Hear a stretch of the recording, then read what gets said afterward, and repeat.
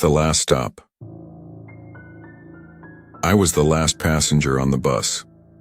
It rattled along the cracked asphalt, its headlights slicing through the empty stretch of road ahead. The driver, an old man with deep lines carved into his face, hadn't spoken a word to me since I got on. Just the occasional glance in the rearview mirror, his fingers tapping restlessly on the wheel. The ride was supposed to take me home, or at least close to it. But as we rolled past darkened houses and abandoned storefronts, I realized something was wrong. I didn't recognize any of these streets. At the next stop, the bus hissed to a halt. I peered out the window. Nothing but an old gas station, its neon sign flickering weakly. The place looked closed, had probably been that way for years. Yet someone stood at the curb. A woman, thin and wrapped in a long coat, lifted a hesitant hand and knocked on the bus doors. The driver's fingers froze mid-tap. He turned his head slowly, looking at me through the mirror, then back at her. Without a word, he pulled the lever, and the doors creaked open. She stepped in, glancing around as if unsure. Her hair clung to her forehead, damp with sweat despite the cold air that leaked in behind her. When her gaze landed on me, she smiled. Small, apologetic. "Sorry," she said. "I know it's late. Could I sit?" I gestured to the seat across from me. She nodded in thanks and settled in, her hands clutched tight in her lap. The doors groaned shut, and the bus lurched forward. For a while, neither of us spoke. The engine hummed. The tires groaned against the uneven pavement. Then quietly, she said, "I got stranded back there." I turned to her. "Stranded?" She nodded. "Car broke down. No reception. Figured I'd walk until I found something, but this place is a ghost town."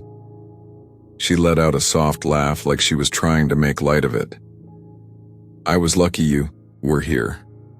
Something about the way she said it made my stomach twist.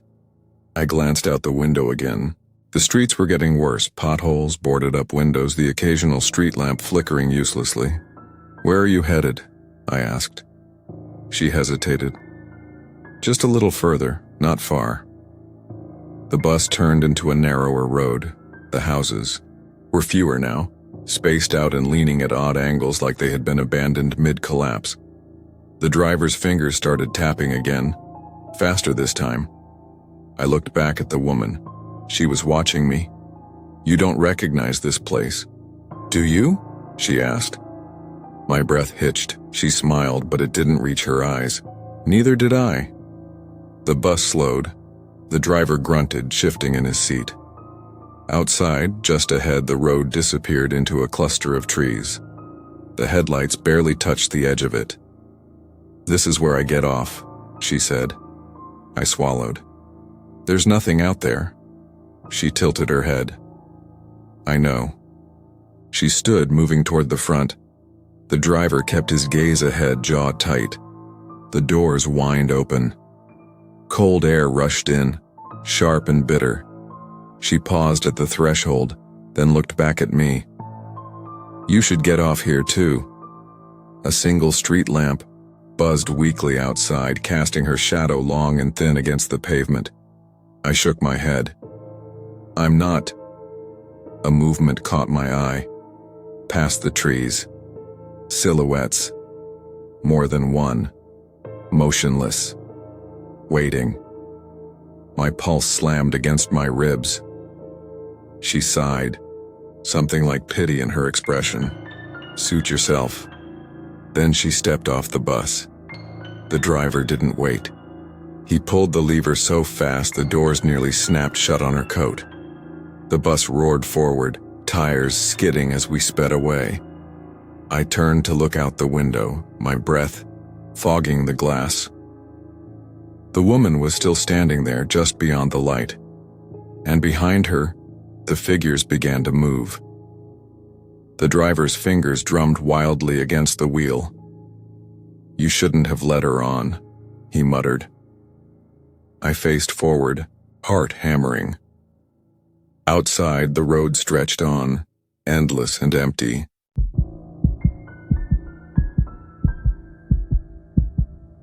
The stranger in the parlor. The night I met him, I was supposed to be alone. It was late, past the hour when visitors made sense. The boarding house was mostly quiet, save for the occasional groan of old wood settling into itself.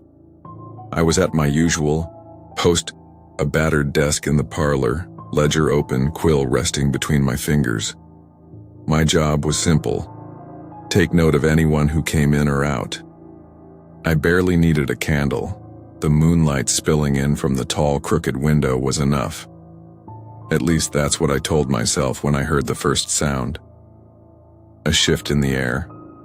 A rustling somewhere beyond the doorway. I sat still, listening.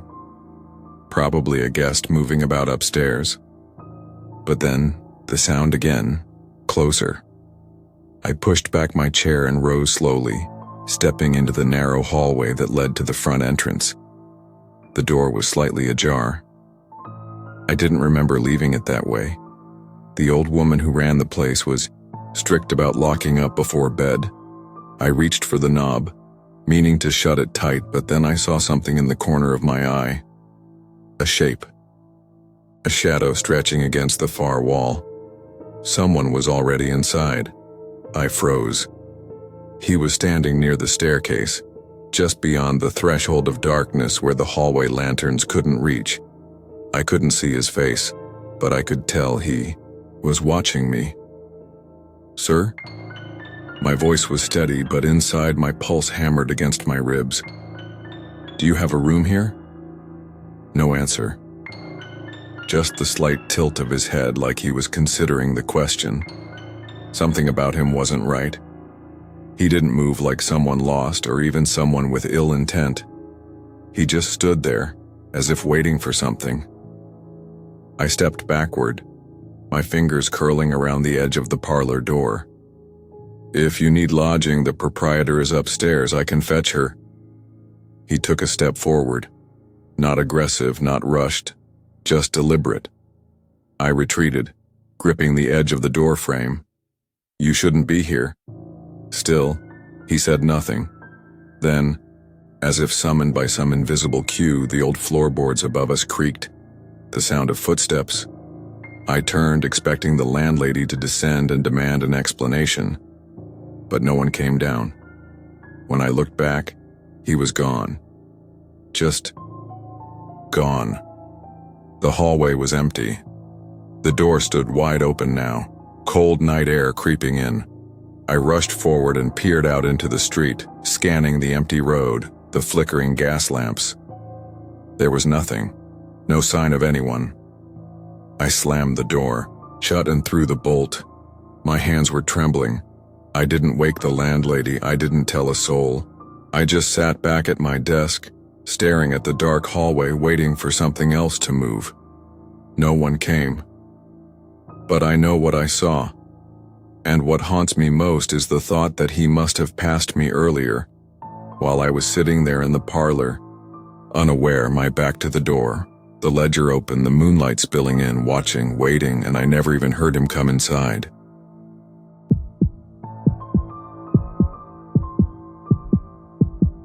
I was renting a room above an old bookstore in the city. It wasn't the kind of place you'd find on any official listings, more like an arrangement made through a friend of a friend. The owner, an elderly man named Victor, barely spoke to me, which was fine. I liked my space. Most nights I'd stay up late reading or listening to music with the volume just low enough not to echo through the thin walls. The neighborhood was quiet, mostly filled with other old buildings and forgotten businesses, the kind that still ran on paper records and hand-painted signs. It was around midnight when I heard the sound. Slow, deliberate footsteps coming up, the narrow staircase leading to my door. That was strange. The bookstore was locked after hours and Victor never came upstairs. I set my book down, listening. The footsteps stopped just outside. I waited, holding my breath. No knock, no voice, just silence. Then, finally, A soft tap. Something about it made my skin crawl. It wasn't hesitant like someone unsure about disturbing me. It was calculated. I stood up and moved to the door, pressing my ear against it. "Who is it?" I asked. A beat of silence. Then a man's voice. Steady, casual. "Sorry to bother you. I think I'm supposed to be staying here. Tonight, wrong. I hadn't agreed to share the place. I think you've got the wrong address," I said. "This room isn't for rent." A pause. "That's strange, I was told to come here." Something felt off. The way he said it, it wasn't confusing. It was just testing. "Maybe you should check your info," I said, already reaching for the lock. The moment I started to close it, his hand shot forward, pressing against the wood. Not aggressive, just enough pressure to stop it from latching. "Mind if I step in for a second?" he asked. "Just while I figure this out. It's freezing out here." I looked at his face. He was smiling, but there was nothing warm about it. "No," I said flatly, shoving the door shut and locking it. For a long moment, there was no movement. Then, finally, I heard slow steps retreating down the stairs. I stood there, my heart hammering, listening for the sound of the front door opening. But it never came. I turned off my lamp and moved quietly to the window that overlooked the street below. The storefront was dark, the sidewalk empty, but just across the street, standing near a row of newspaper dispensers, was a shadowed figure, watching. I grabbed my phone and called Victor, not caring that it was late.